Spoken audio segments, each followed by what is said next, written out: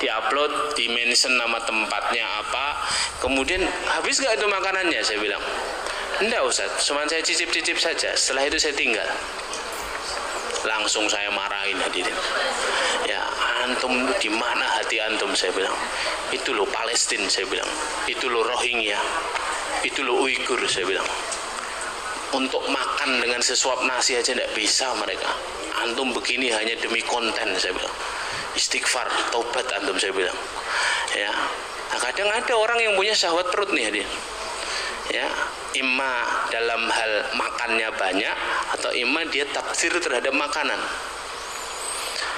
Ada orang yang syahwatnya popularitas, ada orang yang syahwatnya kedudukan, ya, ada macam-macam. Syahwat itu bukan hanya soal seksual, Halin.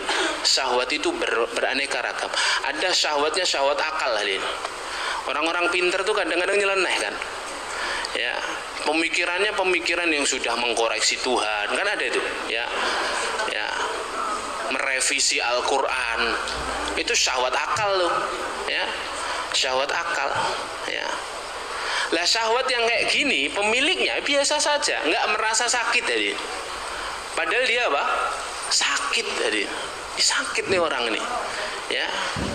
Nah, kalau syubhat itu diberantas dengan ilmu, kalau syahwat itu diberantas dengan amal, hadir. Dengan amal. Ya. Makanya tadi islahul amal itu untuk mencegah kita menuruti syahwat kita, hadir. Islahul akhlak, memperbaiki akhlak dan memperbaiki amal itu dalam rangka mencegah kita dari syahwat. Syahwat komen, wah pokoknya calonku yo iki, calonmu akhirnya rame ya di media sosial, rame ya. Saya kalau nemu grup kayak gitu tuh Adin, yang saya lakukan apa Adin? Live group Adin, live group, ngotor-ngotorin hati Adin, ya, ngotor-ngotorin hati. Jenengan berbusa-busa ngomong dengan tidak berbusa-busa, suara jenengan cuma satu Adin, tidak bisa jadi 5. Satu warga negara, satu suara, gitu ya. Kalau Anda ingin mempengaruhi orang lain agar memilih calon tertentu, gunakan cara-cara yang baik. Bahas saja visi misi, bahas saja strategi dakwah, bahas saja Indonesia 10 tahun ke depan, bagaimana nanti masa depannya, gitu dong, yang ilmiah, ya. Kita ini kan penuntut ilmu, ya, jadi harus ilmiah. Hari ini muliakan Allah, itu jenis yang pertama, ya. Nau' la yata'allamu bihi sahibuhu fil hal. Ketika terkena sakit itu, pemilik hati ini dia tidak merasakan sakit. Ini biasa saja, enggak kerasa. Tapi ada nau' yang kedua, ada macam yang kedua. Maradun mu'limun lahu fil hal. Penyakit hati yang menyebabkan pemiliknya sakit. Ada efek di tubuhnya, itu ada efek di hari-harinya, itu ada efeknya, ya. Contohnya apa? Contohnya misalnya al-gham. Al-gham itu artinya rasa gelisah, ya, rasa khawatir, ya. Alham, al-gham, rasa gelisah, rasa khawatir, rasa sedih, gitu ya, rasa sedih yang tidak berujung, ya, rasa kecewa, itu penyakit hati, ya. Al-ghaid, rasa marah, itu juga penyakit hati yang berefek kepada tubuh, ya. Saya punya teman dulu, hadirin, satu angkatan di pesantren, Masya Allah. Yang lainnya sudah pada nikah angkatan saya, dia sendiri belum, Bu. Wah, pokoknya kalau ketemu satu angkatan itu mesti yang jadi bully-bulian dia, karena dia belum nikah sendiri, ya. Walaupun ada beberapa yang belum nikah karena masih sekolah. Kemudian sampai pada satu saat ternyata dia ini tambah kurus adanya. Tambah kurus gitu. Pas reuni besar dulu, ya, reuni besar semua angkatan kumpul, dia ini sudah kayak orang tidak tidak ini hadirin, sudah kayak nggak pernah mengurus diri hadirin. Terus akhirnya saya dekati, dia tidak mau membuka kepada siapapun. Akhirnya saya dekati, ya karena angkatan saya itu ketuanya saya, Bu. Jadi saya tanya, antum ini ada apa sih sebenarnya? Ya, ada masalah apa? Coba cerita. Karena ketika itu reuninya 2 hari, jadi ada waktu malam gitu, Bu. Malam ada alumni-alumni itu pada tidur di masjid gitu ya. Kemudian kita ngobrol, akhirnya dia buka hadirin. Jadi dia itu dulu waktu lulus dari pesantren, tugas di sebuah pesantren hadirin. Tugas di sebuah pesantren, pesantrennya ada ikhwan, ada akhwatnya. Lah dia ini seneng sama salah satu ustazah ceritanya. Cinlok hadirin ya. Ya, dia senang tapi dia sama sekali tidak bermaksiat hadirin. Dia hanya senang mengungkapkan rasa cintanya kepada ustazah ini. Ustazah ini juga senang sama dia. Sampai akhirnya kita pokoknya komitmen ya, tidak boleh melakukan pelanggaran, tidak boleh melakukan hal yang haram. Hanya mereka tidak pacaran hadirin. Ya, mereka putus, lost kontak. Si ustazahnya hanya bilang kita bertemu 4 tahun lagi. Saya mau sekolah lagi, sekolah matahari.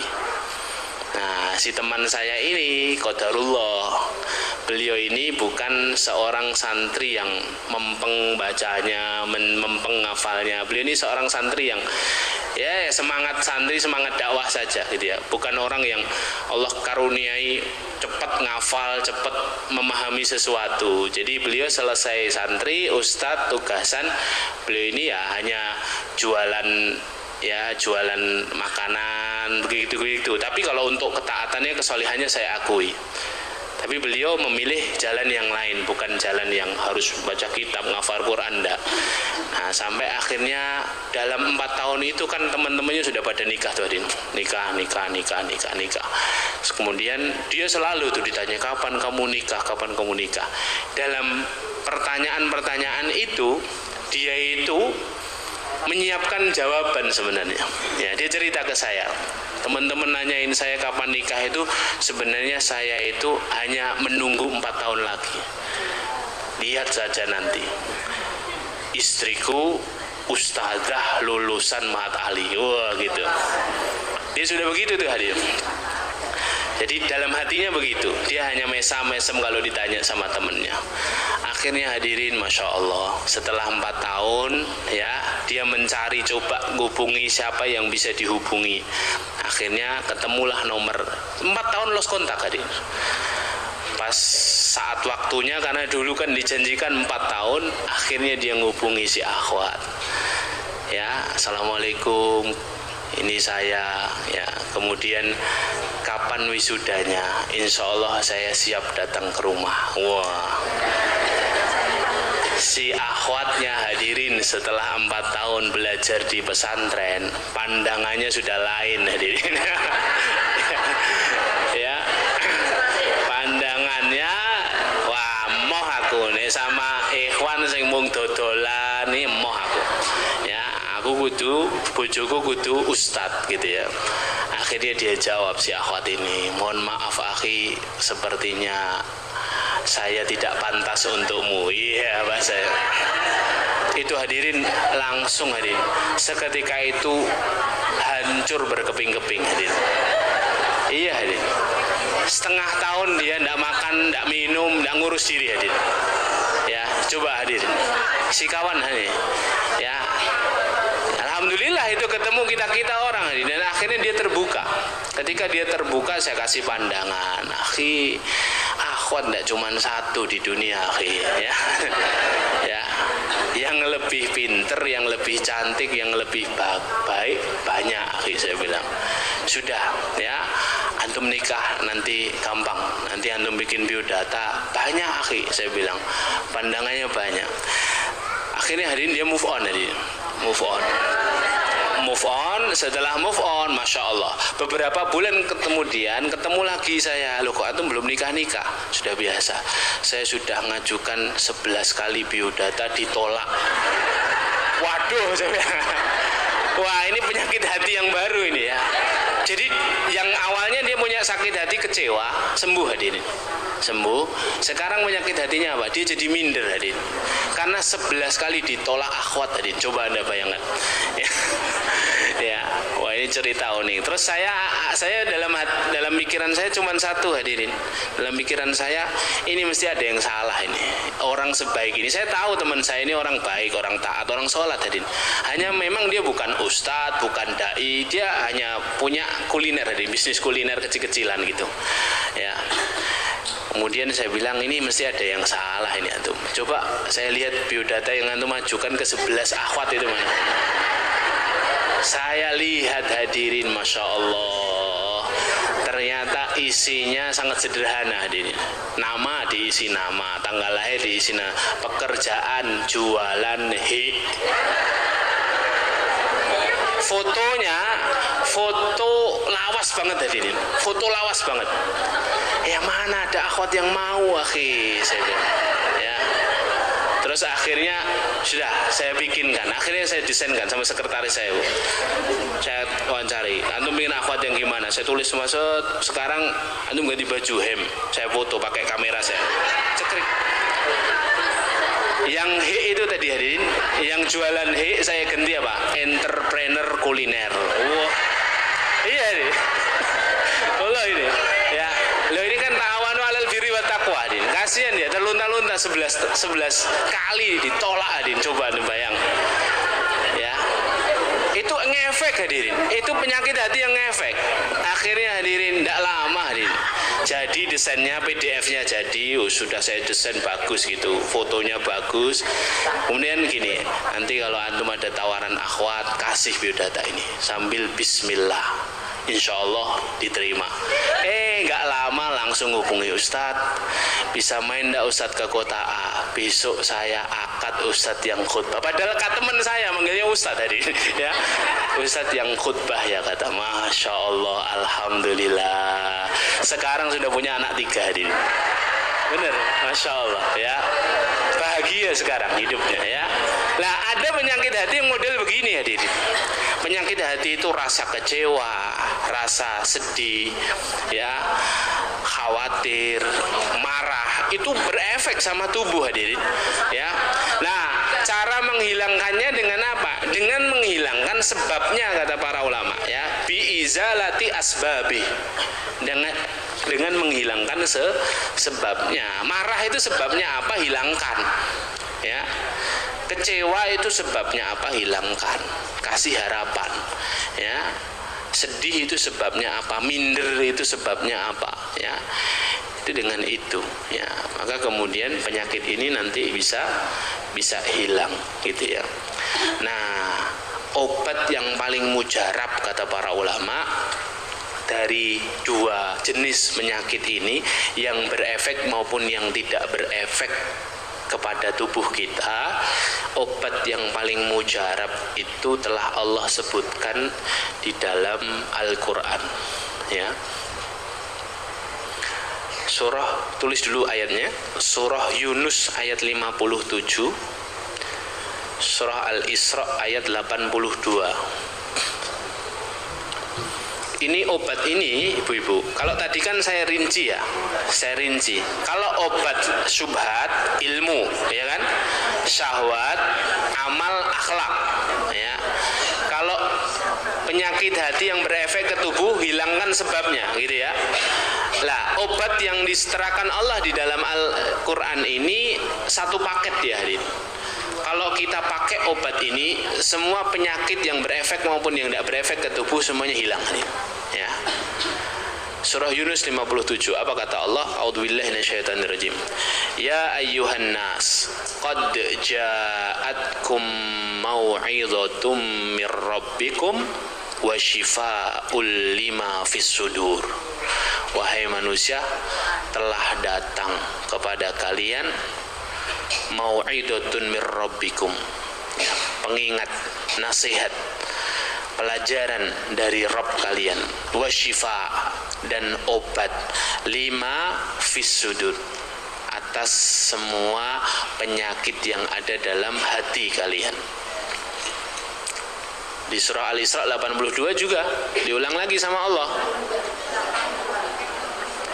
Wa nunazzilu minal qur'ani ma huwa shifaa'u wa rahmatul lil mu'minin, kata Allah. Dan kami turunkan Al-Qur'an sebagai syifa, obat, syifa wa rahmah, dan rahmat bagi orang-orang yang beriman. Ya, para ulama mengatakan syifa di dalam dua ayat ini, syifa atau obat dalam apa? Ya, para ulama mengatakan, ya, Ibnu Qayyim mengatakan obat dalam hal apa, atau obat bagi apa? Obat bagi al-amradul qalbiyah wal amradul jasadiyah. Obat bagi penyakit hati dan penyakit badan. Ya, Al-Quran itu obat yang paling ampuh mengobati penyakit hati yang tadi rasa sedih, rasa kecewa, kemudian yang tidak sadar tadi syubhat, syahwat, itu semuanya sembuh dengan Al-Quran. Dan juga jasadiyah, ya, orang yang jasadiyah, orang-orang yang sakit hatinya berefek kepada badannya, itu sebenarnya bisa selesai dengan Al-Quran, karena Al-Quran itu sifatnya menenangkan. Hadir, Al-Quran itu sangat menenangkan. Makanya apapun itu ibu-ibu, ini sekaligus ya, yang memiliki penyakit atau sedang ditimpa Allah Subhanahu wa taala sakit, baik itu berasal dari rasa-rasa kecewa dan perasaan-perasaan yang enak tidak enak, atau penyakit yang tiba-tiba timbul, itu sebelum kemana-mana, ya, kalau kita sudah tahu ayatnya ini, pengobatan utama itu Al-Quran ini. Yang lain pengobatan alternatif ini. Jangan kebalik, sudah kesini nggak sembuh, baru setelah itu Al-Quran. Kayak Al-Quran itu alternatif, padahal Al-Quran itu obat pertama, Hadin. Jenengan kalau kaki keseleo kemana, Hadin? Sebelum ke tukang pijit, bacain ayat dulu, Hadin. Bacain ayat dulu. Karena jelas para ulama sepakat syifa di sini amrod jasadiyah juga, penyakit jasad juga, Hadin. Bacain ayat kursi dulu, bacain Al-Fatihah dulu. Ada efeknya, hadirin. Silakan coba, ada efeknya. Ya. Bahkan Ibnu Taimiyah itu ngajari Ibnu Qayyim dan diikuti oleh Ibnu Qayyim. Kalau lagi sakit, beliau biasa menempelkan tangannya ke bagian yang sakit, misalnya perut sakit gitu ya. Kemudian dibacakan Al-Fatihah 10 kali, hadirin. Syifa, hadirin. Dan kita harus beriman sama Al-Quran ini. Ya, lalu kalau kita lagi gundah gulana saja baca Quran, hati jadi tenang, hadir, jadi sembuh. Bagaimana kemudian anggota tubuh kita yang lain? Kita tidak pernah merasakan efeknya karena kita tidak pernah mencoba, hadir. Cobalah, hadir. Ya, sakit apa dengan keimanan yang penuh bahwa Al-Quran ini penyembuh, sembuh, hadir. Anda tahu Fajar ya, sudah saya sering ceritakan nih. Fajar yang hafid Quran itu, yang Down syndrome, ya, yang cerebral palsy, ya, bukan Down syndrome, cerebral palsy. Jadi lumpuh otaknya, kemudian di tubuhnya itu jadi lumpuh, tidak bisa jalan sendiri. Fajar itu, hadirin, ya, umur 3 tahun, omongan pertamanya Quran, hadirin. 5 tahun hafid Quran, belum bisa baca Quran.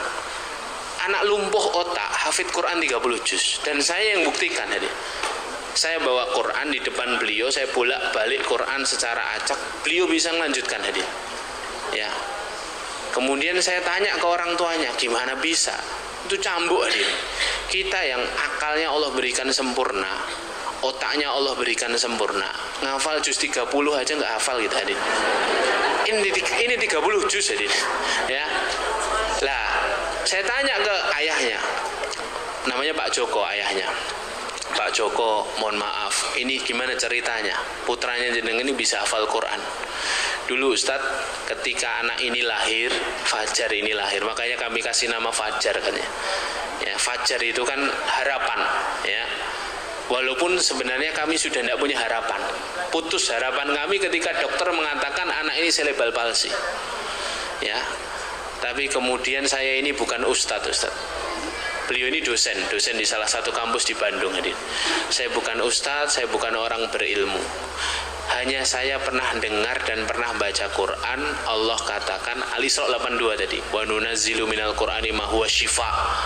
Al-Quran itu penyembuh, dan saya mengimani ayat ini, Ustaz. Saya bilang kepada ibunya, namanya Bu Heni, saya bilang ke ibunya, Bu, kita gantian selama Fajar di rumah sakit, kita gantian jenguk Fajar, kan Fajar masih dirawat. Saya berangkat sore, ibu berangkat pagi. Ibu bacakan setengah juz, saya nanti setengah juz berikutnya. Setiap hari didengarkan Al-Quran 1 juz, Adin. Berkembang itu otaknya, ya. Berkembang itu, sakitnya itu kemudian apa? Kemudian jadi sembuh, Adin. Terus 1 juz, Masya Allah, tabarakallah. 3 tahun kalimat pertama yang keluar dari lisannya Quran, Adin. 5 tahun hafal Quran, nggak masuk akal, Adin. Langsung dipanggil sama kedutaan Saudi, bapak ibu Fajar dihajikan, Adin. Karena ini keajaiban dunia, Adin. Ya, siapa yang bisa menyembuhkan orang yang sakit? Allah. Dan Al-Quran adalah kalamullah, sifat diantara sifatnya Allah, ya. Jadi cara membersihkan hati kita dari segala penyakit, salah satu kuncinya adalah dengan Al-Quran.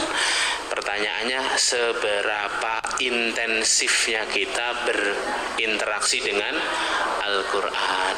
Sehari berapa ayat, Bu? Jawab sendiri-sendiri, tidak usah